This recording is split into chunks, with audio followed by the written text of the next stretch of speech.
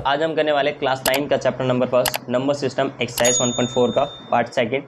तो इसमें हमें फोर्थ क्वेश्चन में दिया गया है जिसमें हमें रूट 9.3 को नंबर लाइन पे शो करना है। तो इसको सॉल्व करते हैं। तो सबसे पहले इसको स्केल की सहायता से 9.3 तक लाइन खींचनी है। एक सपोज हम ये मान के से लेते हैं ये हमारी 9.3 है, इसको नाम दे देते हैं हम ए और बी। ये हमारी 9.3 सेंटीमीटर की लाइन है। अब इसी लाइन को 1 सेंटीमीटर तक और खींचना है तो हो जाएगा हमारा 1 सेंटीमीटर और। तो ये टोटल कितना हो गया 10.3 सेंटीमीटर। अब सबसे पहले हमें इस लाइन को बाइसेक्ट करना है। अब बाइसेक्ट करने के लिए आधे से ज़्यादा कंपास खोलना पड़ेगा। आपको ए और सी को बाइसेक्ट करना है, ए और बी को नहीं करना, ए और सी को करना है। इसलिए आधे से ज़्यादा कंपास खोलना है। पहले ए पर रखना है तो यहाँ आर्क लगेगा, फिर सी पर रखना है, यहाँ आर्क लगेगा। तो अपने अंदाजे से अभी हम मान के चलते हैं यहाँ पर कि यहाँ कट लगेगा। और इसके बाद यहाँ पर इसकी लेंथ को नापना है कंपास से रख के इसकी लेंथ को नाप कर यहाँ पर रखना है ए और इस पॉइंट पर। और यहाँ से एक सेमी सर्कल बनाना है जो ए और सी को जोड़ता हुआ मिलेगा। ठीक है, सेमी सर्कल के बाद इस बी वाले पॉइंट पर हमें 90 डिग्री का एंगल बनाना है। तो यहाँ पर सबसे पहले सेमी सर्कल बनेगा जो कंपास की यूज से बनेगा। अब 120 और 60 के बीच में 90 डिग्री का एंगल होता है। तो ये इस बॉर्डर से मिलाएंगे इस 90 डिग्री के एंगल को। अब जहाँ पर ये बॉर्डर टकरा रहा है इस पे, इसको नाम दे देते हैं हम, यहाँ पर एम का नाम दे देते हैं। अब बी और एम की लेंथ को नापना है। नापने के बाद अपना कंपास यहाँ पर रखो सी पर, जहाँ पर ये आर्क लगेगा ये हमारा हो जाएगा रूट 9.3। दोबारा रिकॉल कर लेते हैं। तो नंबर लाइन पे हमें 9.3 शो करना है, इसलिए कंपास से स्केल से 9.3 की लाइन खींचते हैं हम। इसको 9.3 की लाइन खींच दी। इस लाइन को हम नाम दे देते हैं ए और बी का। अब ए और बी को 1 सेंटीमीटर तक और बढ़ाना है। तो इसको सपोज चलो 1 सेंटीमीटर हो गया, तो टोटल ये कितना हो गया 10.3 सेंटीमीटर। अब सबसे पहले ए और सी लाइन को बाइसेक्ट करना है। बाइसेक्ट करने के लिए कंपास को आधे से ज़्यादा लाइन से खोलना। एक सी पर रखकर आर्क लगाएंगे और एक ए पर रखकर आर्क लगाएंगे। तो जहाँ पर ये आर्क लगेगा वहाँ पर ये लाइन को मिला देना है इससे। और इन दोनों का लेंथ नाप के यहाँ पर कंपास रखना है और यहाँ पर एक सेमी सर्कल बनेगा जो ए और सी को जोड़ता हुआ मिलेगा। इसके बाद बी पॉइंट जहाँ पर आपने लिया था, बी पॉइंट पर 90 डिग्री का एंगल बनेगा। 90 डिग्री का एंगल आपको बनाना होगा जो 60 और 120 के बीच में बनता है। 90 डिग्री का एंगल बनेगा और इस बॉर्डर पर जहाँ पर ये टकराएगा इसको एक नाम दे देंगे, जैसे यहाँ पर एक बी एम का नाम दे दिया गया है। अब इस बी एम लेंथ की वैल्यू नापनी है कंपास से और सी पर रखना है। जहाँ पर आपका आर्क लगेगा तो वो कितना हो जाएगा आपका 9.3।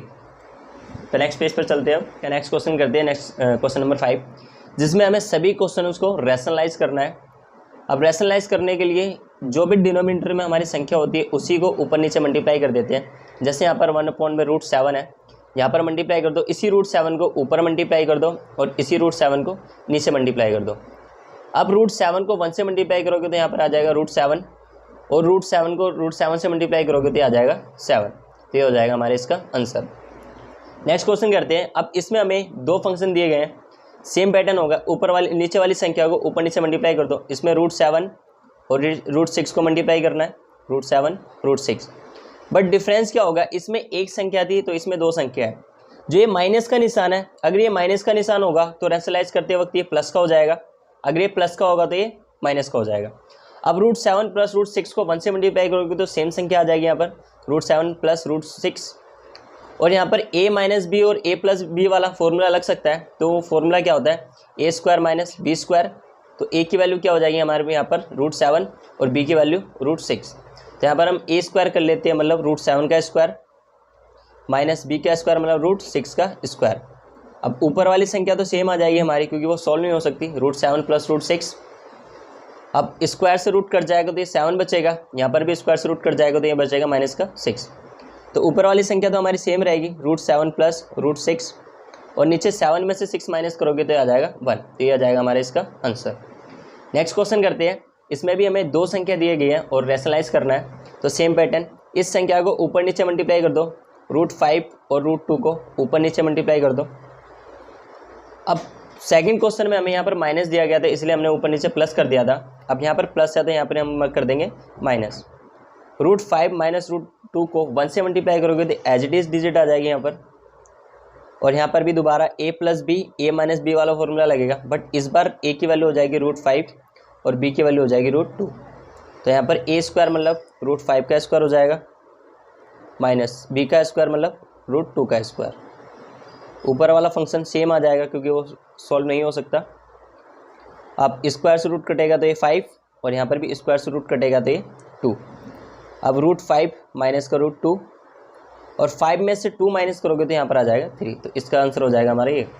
तो नेक्स्ट पेज पर चलते हैं। अब हमारा लास्ट क्वेश्चन है इस पार्ट का, तो जिसमें हमें √7 - 2 को रेशनलाइज करना है। तो इस संख्या को ऊपर नीचे मल्टीप्लाई कर दो, बट निशान चेंज करके अगर यहाँ पर माइनस का तो दोनों जगह क्या हो जाएगा, ये प्लस का। √7 + 2 को 1 से मल्टीप्लाई करोगे तो सेम आ जाएगा √7 + 2 और नीचे दोबारा वही वाली कंडीशन लगेगी a minus B A plus B. इस बार a की वैल्यू √7 है आपके पास और b की वैल्यू 2। तो यहाँ पर a स्क्वायर करोगे मतलब √7 का स्क्वायर माइनस b का स्क्वायर मतलब 2 का स्क्वायर। अब √7 प्लस का 2 तो एज इट इज़ आ जाएगा, रूट से स्क्वायर कट जाएगा तो यहाँ पर क्या बचा 7 और 2 का स्क्वायर करोगे तो यहाँ पर 4 आएगा। √7 + 2, अब 7 में से 4 माइनस करोगे तो आ जाएगा 3। तो आपका आंसर आ गया ये।